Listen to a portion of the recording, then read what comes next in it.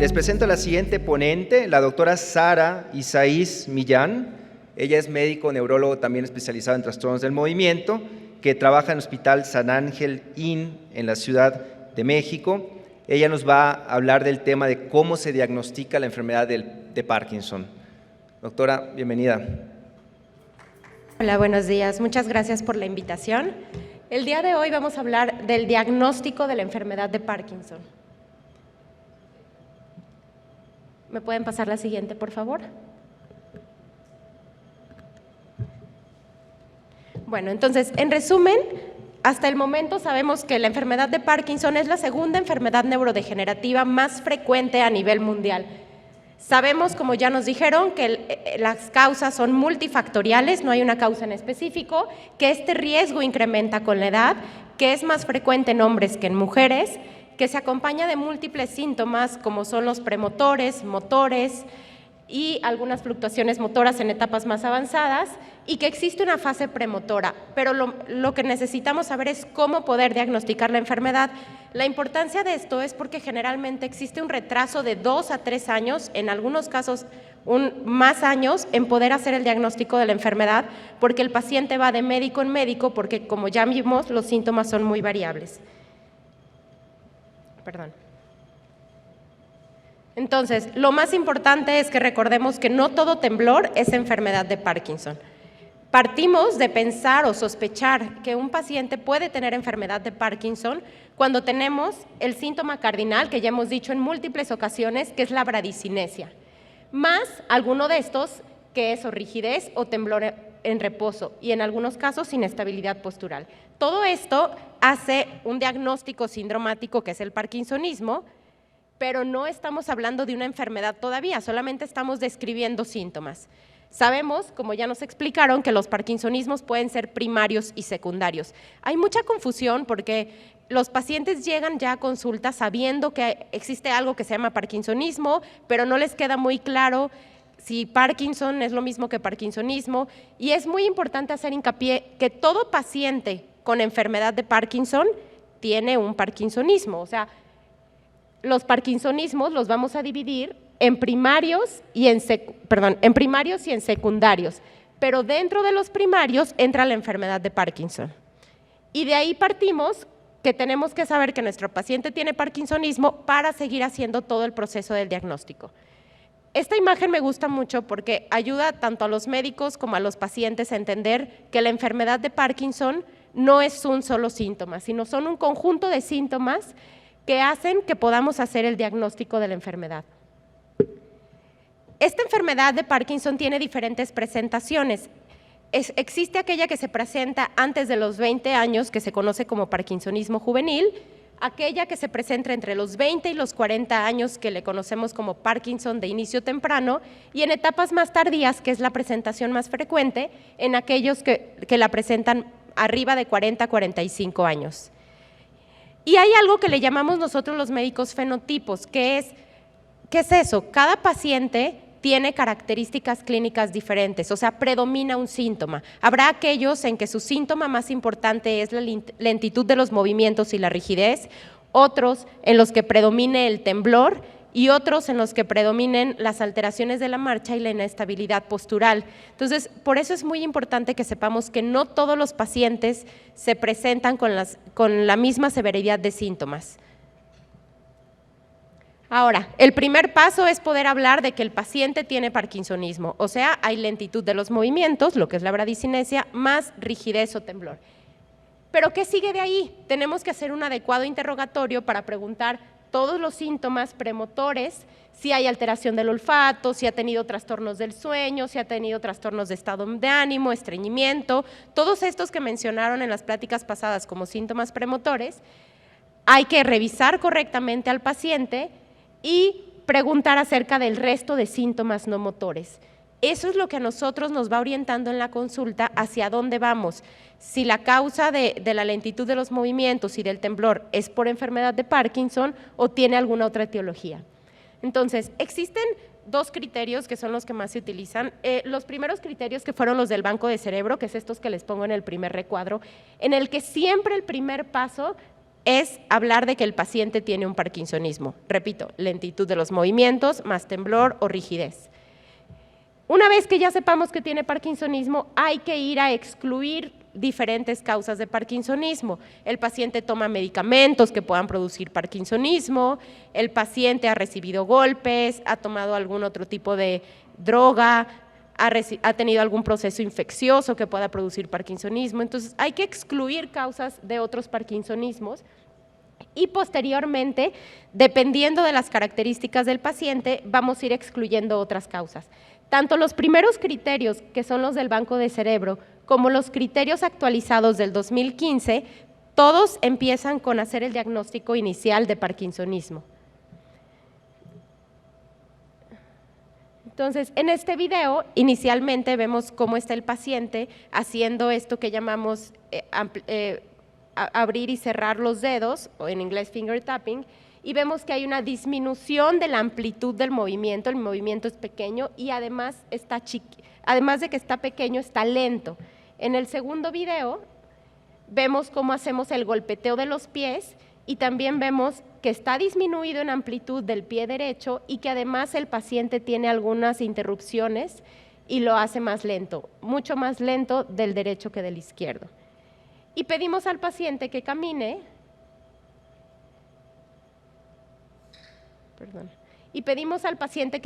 y durante la marcha nos fijamos cómo está ese braceo, que nos habla también de lentitud de los movimientos. Entonces, este paciente ya tiene bradicinesia. ¿Qué vamos a buscar? Si hay temblor o rigidez, para poder hablar de un parkinsonismo y seguir con la serie de exploración para saber si se trata o no de una enfermedad de Parkinson.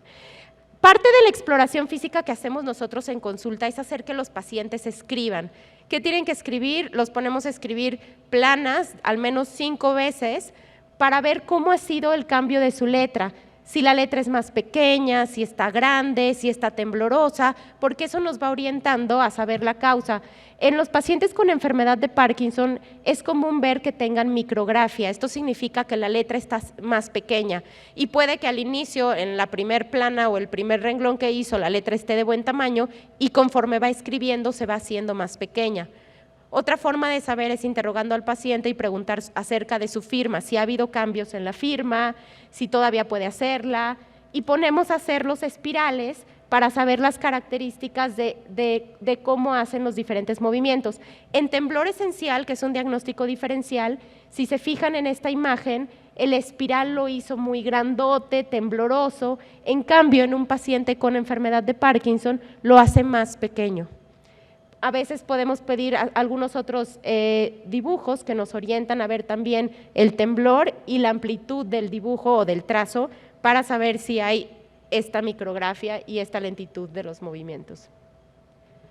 Ahora, parte de los criterios diagnósticos es, una vez que tenemos enfermedad, que ya dijimos que es un parkinsonismo, ahora nos vamos a excluir algunas otras causas y utilizar algo que se llaman criterios de soporte. ¿Qué es un criterio de soporte? Son diferentes cosas que evaluamos para ver si el paciente ha tenido una adecuada respuesta al tratamiento y si nos orienta a enfermedad de Parkinson. Entonces, todo paciente en quien sospechamos parkinsonismo, ya excluimos otras causas y sospechamos que se trata de enfermedad de Parkinson, iniciamos tratamiento médico. Y si es enfermedad de Parkinson, debe haber una excelente respuesta a la terapia dopaminérgica. Eso es parte de los criterios que apoyan al diagnóstico de enfermedad de Parkinson. ¿Qué más debe de haber? Aquellos pacientes que ya llevan muchos años con la enfermedad, al menos más de 5 años, en algunas ocasiones más tiempo, debemos de empezar a ver movimientos anormales o discinesias por levodopa. También algo muy característico es que el temblor de Parkinson es en reposo. Eso no significa que el paciente no pueda tener temblor también al hacer postura o al hacer movimientos, pero debe predominar el temblor en reposo. Y debe de haber algunas otras alteraciones como alteración del olfato. Todos estos criterios apoyan el diagnóstico de Parkinson, pero hay que excluir otras causas. Algunos criterios de exclusión es que nosotros veamos alteraciones en la mirada vertical, cuando los pacientes ven hacia arriba, ven hacia abajo. Si eso está alterado, nos orienta que pudiera ser otra causa de parkinsonismo. El hecho de que un paciente no responda a levodopa nos hace sospechar que puede ser alguna otra causa de parkinsonismo. Y si notamos que en etapas tempranas de la enfermedad, y por etapas tempranas hablamos de antes de los primeros 5 años, si los pacientes empiezan a tener alteraciones de comportamiento o alteraciones del lenguaje, nos hace sospechar que tal vez no se trate de una enfermedad de Parkinson. Y hay algo que llamamos nosotros banderas rojas, en inglés red flags, que si el paciente tiene alguna de estas características, automáticamente debemos sospechar un parkinsonismo atípico. ¿Y cuáles son ellas? Que en los primeros 5 años del diagnóstico el paciente esté en silla de ruedas, o sea, con discapacidad, que haya una ausencia en la progresión de los síntomas. Sabemos que en la enfermedad de Parkinson, con el paso de los años, al ser una enfermedad neurodegenerativa, se van agregando nuevos síntomas. Si el paciente se mantiene estático, no hay ningún cambio a pesar del tiempo de evolución, nos hace sospechar que tal vez no sea una enfermedad de Parkinson. Si hay alteraciones para deglutir o pasar alimentos en etapas tempranas, en los primeros 5 años, nos hace sospechar que tal vez no se trate de una enfermedad de Parkinson. Y lo mismo si hay algo que se llaman disautonomías. Las disautonomías es la fluctuación generalmente de la presión arterial en los pacientes con enfermedad de Parkinson. Esto es algo que vemos generalmente en etapas avanzadas, pero aquellos pacientes que fluctúa mucho su presión arterial, que baja demasiado, que está dando muchos síntomas y apenas está en etapas tempranas, nos hace sospechar que tal vez es un parkinsonismo atípico. Y lo último, que el paciente tenga caídas. Si el paciente empieza con caídas en etapas tempranas, también es una bandera roja para pensar que tal vez no es enfermedad de Parkinson. Y debido a que el diagnóstico de la enfermedad de Parkinson es completamente clínico y los estudios solamente nos ayudan para excluir causas, nos vemos obligados a utilizar estos criterios tanto de apoyo como de exclusión y banderas rojas para sospechar que en algunos casos puede no ser enfermedad de Parkinson y podemos estar ante un parkinsonismo atípico. Esto es muy importante porque cuando la enfermedad de Parkinson ya está avanzada, es muy sencillo hacer el diagnóstico y es muy fácil, pero aquí el reto y el verdadero reto es hacer el diagnóstico en etapas tempranas. ¿Cuándo? Cuando el paciente apenas empieza con los primeros síntomas, no hay temblor todavía, hay lentitud de los movimientos apenas. Esto realmente es el reto porque esto está haciendo que se retrase el diagnóstico. Este es un estudio muy interesante que se hizo evaluando a los pacientes que tenían diagnóstico de enfermedad de Parkinson, pero que hacían autopsias de aquellos pacientes que habían fallecido y veían quiénes realmente tenían enfermedad de Parkinson, quiénes no y quiénes les habían hecho el diagnóstico. Y se vio que existía un error diagnóstico entre el 24 y 35%. Había pacientes que tenían diagnóstico de Parkinson y ya cuando les hacían la autopsia resultaba que no era enfermedad de Parkinson. Esto de lo que nos habla es que tenemos que tener más atención y mayor información a los médicos de primer contacto acerca de la enfermedad y del diagnóstico temprano. Evaluaron el diagnóstico hecho por especialistas en enfermedad de Parkinson, o sea, neurólogos que se dedicaban a trastornos del movimiento, y vieron que tenían un diagnóstico certero en la mayor parte de los casos. Sin embargo, cuando lo evaluaron un experto, y como experto entraban neurólogos generales, vieron que disminuía mucho esa sensibilidad y especificidad en hacer el diagnóstico. ¿Qué quiere decir eso? La precisión diagnóstica disminuía con a veces incluso neurólogos expertos, y no expertos eran otras especialidades. En muchas ocasiones, como decían el doctor Carlos, en ocasiones el paciente empieza a sentir dolor en los hombros, dolor en las articulaciones y acuden con ortopedistas o con médicos de primer contacto y a veces se retrasa mucho el diagnóstico. Y vieron que efectivamente existía un error mucho más alto en aquellos que no eran expertos, entre comillas. Esto no quiere decir que únicamente los especialistas en trastornos del movimiento puedan hacer el diagnóstico. Es un llamado para acudir a este tipo de eventos, a conocer más acerca de la enfermedad, a que los médicos de primer contacto se acerquen más a conocer de esta enfermedad para poder hacer un diagnóstico temprano, porque la realidad es que en nuestro país los médicos de primer contacto son los que están más cerca del paciente y ellos son los que nos deben apoyar en el diagnóstico temprano de estos pacientes. Ahora, ¿Qué otro paso hay que hacer? Hay que hacer estudios siempre para excluir otras causas. Es frecuente que sus médicos les pidan resonancia magnética, estudios de laboratorio. No es porque estemos esperando que en la resonancia nos vayan a reportar enfermedad de Parkinson. Esto no sucede.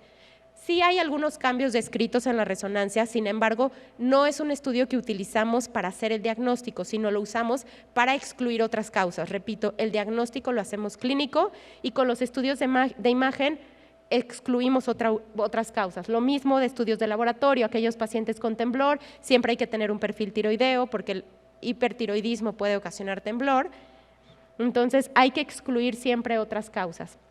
Hay otros estudios que llegamos a utilizar en pacientes con enfermedad de Parkinson, además de la resonancia magnética, como es el PET cerebral, el DaT-scan y en algunos países el ultrasonido Doppler. El PET cerebral es un estudio que nos ayuda a diferenciar entre enfermedad de Parkinson y otros parkinsonismos. No es un estudio que pidamos de cajón a todos los pacientes. ¿Por qué?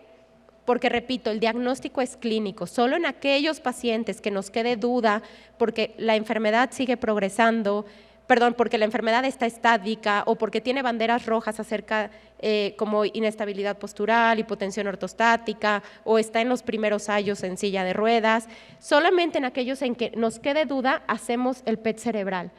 El DaT-scan es un estudio que nos ayuda a diferenciar en aquellos pacientes entre temblor esencial y Parkinson o bien parkinsonismos farmacológicos y enfermedad de Parkinson. Sí existe, sí nos quedan dudas en algunos casos, sobre todo en aquellos pacientes con temblor esencial y que apenas está empezando el temblor y hay muy poca lentitud de los movimientos, puede haber duda diagnóstica y es completamente válido hacer estos estudios en esos grupos de pacientes. Ahora, el ultrasonido Doppler transcraneal es un estudio que en algunos países ha sido bastante útil como apoyo en el diagnóstico, más no es el que no se usa de cajón en todos ellos. Sin embargo, es operador dependiente. ¿Qué quiere decir eso? Que tiene que ser un experto en el área para poder hacer ese tipo de ultrasonido y varía una interpretación en otra, entre un médico y en otro puede variar la interpretación. Entonces, no lo utilizamos tampoco de diagnóstico, pero si ustedes buscan acerca de los diferentes estudios, lo van a ver descrito.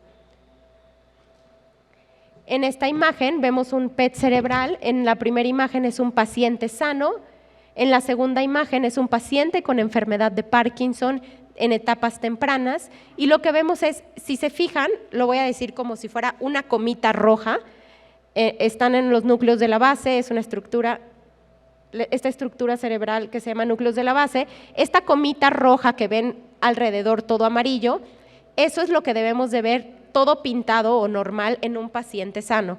En la segunda imagen se ve la coma roja del lado derecho más pintada que del lado izquierdo y eso es porque seguramente los síntomas iniciaron, el daño se inició del lado izquierdo del paciente y en la última imagen ya se ve muy despintado porque está en etapas avanzadas de la enfermedad. Entonces, lo más importante que sepamos es que el diagnóstico de la enfermedad de Parkinson es completamente clínico.